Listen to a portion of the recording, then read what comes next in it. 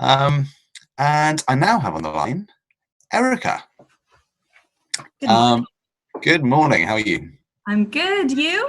Very good. Very good. Yeah. So we first met, I think, more just kind of bit more than a year ago. It was, it was a bit of a serendipitous moment because, Sandra, our head of technology at Say It Now, and you met at an antenatal class many years ago. We did. And so you guys have been friends, and I think Sandra was talking to you it must have been that Christmas about what we were doing, and you were taking a new role at Safe Hands, and you being the forward-thinking person that you are, puts kind of automated conversations at scale and kind of applied that to the messaging that you try to get at, or that you do get at in your work at Safe Hands.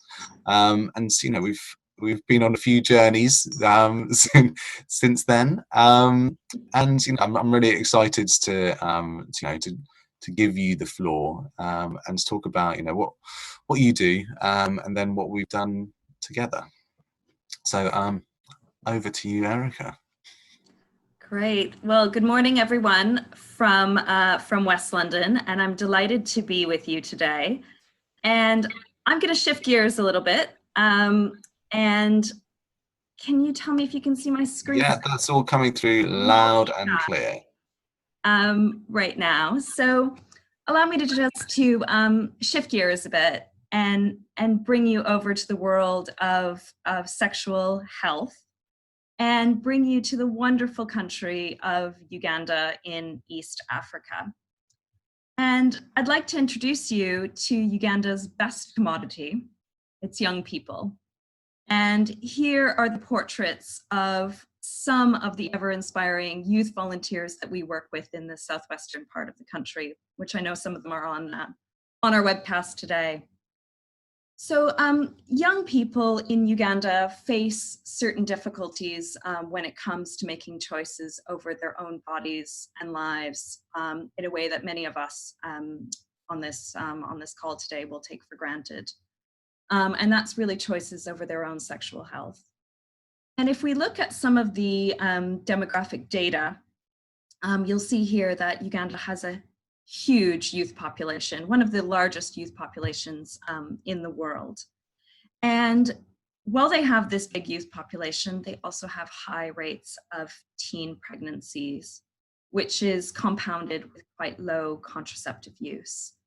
And if we take a closer look at some of the data around median ages, you'll see that there are discrepancies between the ages that young women first have sex and by the time they actually use their first method of contraception.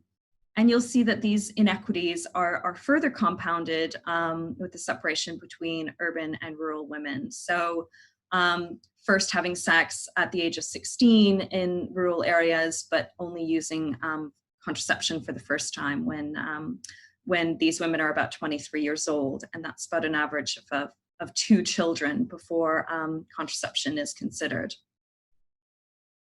So thinking about some of these problems and challenges, we asked young people where they got their information on safe sex. And here are just a few quotes from young people in Uganda themselves, and I'll read them out. So the first thing people do is pull out their phones and search for signs and symptoms. Smartphones are good at giving people information, but they can bring about trouble. And the internet is open and no one is screening the truth. It's difficult for young people to decide on what information is right or wrong. And I think this is something that we can really relate to, Googling information, looking on your phone to get the right information. And what we heard from a lot of young people that we spoke to is that they're often bombarded by fake news and misinformation, especially when it comes to sex. So meanwhile, Uganda is really at the center of a mobile revolution. The large majority of the country is covered by mobile access. And you'll see from some of the data here, just how much of an opportunity that presents. Now, of course, with this, this mobile opportunity, there are some levels of inequities within access. We know that women typically do have lower ownership of mobile devices, but they often do have access to them. And also bearing in mind that there'll be some differences in social economic status. But overall, the mobile data shows us that there's quite high penetration rates. So with all of this data, what have we at Safe Hands been doing about this? Well, as Charlie mentioned, over the past year, we've really been looking at conversational AI and looking at the possibility of chatbots in helping to get the right safe sex information out to young people in Uganda. And we've been developing a chatbot called Ask RHU. It uses Facebook Messenger to deliver instant and appropriate safe sex information. So users can ask a question, receive an instant answer, and if need be referred to their nearest youth-friendly clinic using GPS. So this really takes mobile phones and transforms them into a trusted companion and advisor for young people. And we've been doing this in partnership together with Reproductive Health Uganda, which is Uganda's largest sexual health provider, and using the reach that they have in terms of working with young people. And also working with Say It Now, providing the technical oversight and development to be able to do this, this chatbot. So what we're really doing here is a practical experiment. And we're using the evidence that so many of the speakers today talked about from the e-commerce industry and really looking at how we can apply that to the development context and look at how we can deliver messages for global good. So it's about taking that evidence that chatbots can improve customer engagement and reduce operational costs and look at how we apply that. So we want to know if Ask RHU can increase the access to safe sex information, but also complement the delivery of youth-friendly sexual health services. So what we're trying to do is we're trying to generate a little bit more insight into how we can achieve that impact to reach young people who might lack access to accurate and reliable safe sex information, but also looking at what the impact would be on the quality and cost effectiveness of youth-friendly services that our partner RHU is delivering across the country. So we're doing that through 4 phases. The first phase that we looked at was really a preparation phase, looking at all of that data that I mentioned, looking at some of the lessons learned, and really working quite closely in our partnership model to look at how we can apply that. We then went through a development phase where we looked at basic functionality, and we did this through a workshop that we delivered in the southwestern part of Uganda, and really did that with some of the young people that I mentioned before, and taking them through a user-centered design of really looking at that basic functionality, developing personas, user journeys, and stories to establish a minimum viable product, which many of you will be familiar with. And at the moment, what we're doing is we're really looking at rolling out the service to 1,000 young people across Uganda and making sure that we're consistently improving our functionality based on usage and the feedback that we're getting through that. And next, what we'll be doing is really trying to capture that evidence and evaluate key metrics. As I mentioned before, this is really an experiment that we're doing, so it's so critical to be able to capture that evidence to support our hypothesis. And we believe that there is potential for expanded use and potential scale up that we're also exploring. So just to give you a brief overview on what a user can experience, a young person in Uganda can experience when accessing Ask RHU, is first being registered. So I mentioned that RHU has an extensive service delivery, and it's really through them that we're encouraging users to register for the service. Users are then greeted with a personalized message confirming all of the topics that are covered. And confidentiality is really important. As we know, young people asking questions about safe sex can be a bit of a tricky subject, and we want to make sure that we're giving our users the confidence that everything they ask and discuss is treated in a confidential way. So then users can ask a question. How do I ensure I don't get pregnant? How do I use a condom? And they instantly receive the accurate information. And if need be, then users can be referred to their nearest clinic nearby. So just in terms of the next steps that we are looking at, it's this constant integration of user feedback. So constantly looking at the data that we're getting through and that user journey that people are going on, and really making sure that we're constantly improving the service to be able to do that. We're also looking quite a bit at how the reach of our service is being made, and really looking at how we can meet the needs of people who might be underserved, might be more in rural communities. I talked also a little bit about women maybe not having the same level of access as men do, and really looking at how we can ensure that we are trying to reach those underserved populations. And documenting what we're doing is so critical, because this is such a new area in our sector, and just making sure that we're documenting the evidence, but also the learnings that we are going through. And it's really important that we start to look at how we can make this service sustainable. So how in the future can we make sure that this service continues without the need for constant external investment, and looking at how cost efficiencies in healthcare services might be able to be transferred over to information services such as these. So just coming to an end of my presentation, and I thought I'd just note a few considerations given the audience today. I think the first thing is really looking at this cross-sectoral partnership, and really looking at how we in the development sector can really use the lessons learned and the future scoping in your sector to make sure that we're applying it for global good. User-centered design is so critical, and making sure that we're consistently meeting the needs of the people that we're working for. And I think this has been one of the really great synergies that our partnership has been able to bring.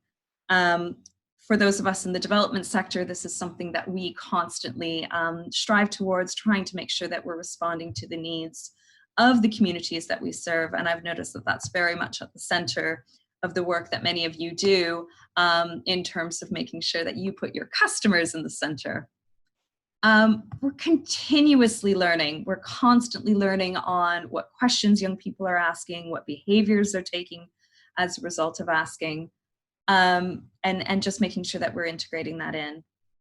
And on the last point, it's about being agile and responsive. And in the wake of this COVID-19 pandemic, what we've been able to do this week actually is to add on some of the content around myths and misconception around COVID-19, and some of the questions young people might have around that and safe sex, but also pushing out messages around hand washing and basic hygiene.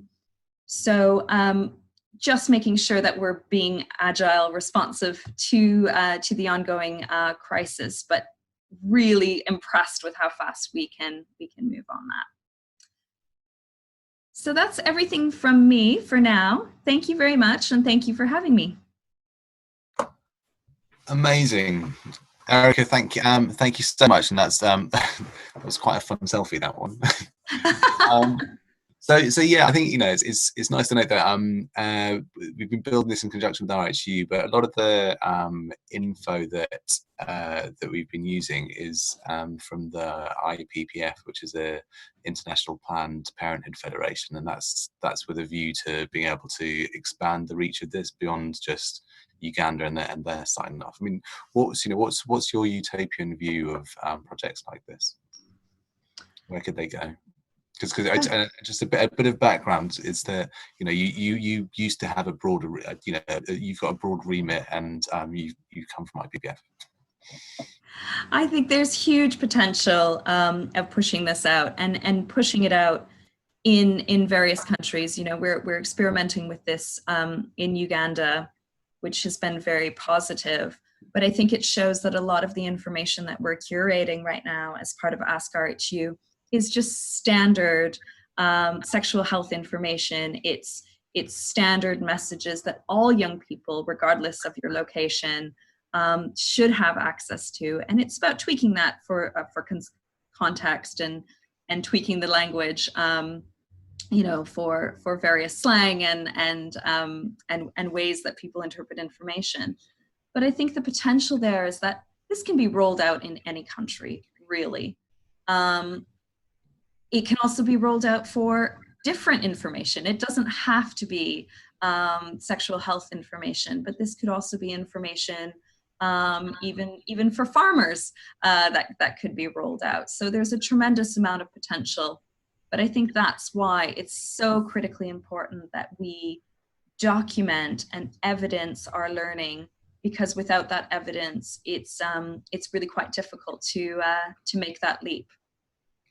Nice. I'm really.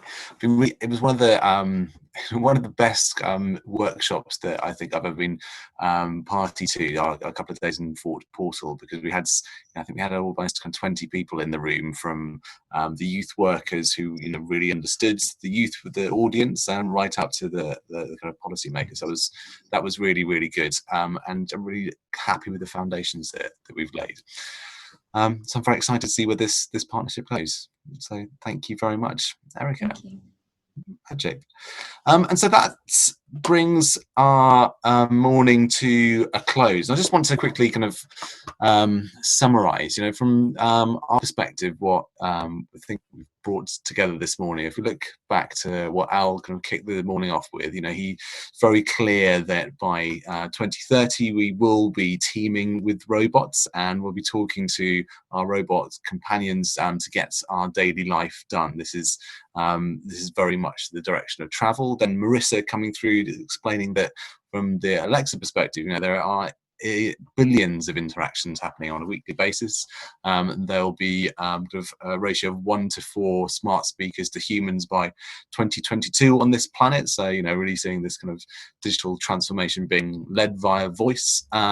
John, our audio ad specialist, just showing that how targeted we can be even with audio. And this is still a relatively kind of nascent area, but the team there have been kind of leading this, and that's all very exciting. And then the underlying technologies and systems that can power these automated, personalized conversations at scale are also powering other channels. And so Vodafone really kind of championing RCS, delivering on the promise of conversational commerce, which kind of ties it all together. And finally, Erica, just showing, beyond the world of Marcoms, we're trying to extract, or trying to capitalize on our customers. There's a whole world of other possibilities for the use of this technology.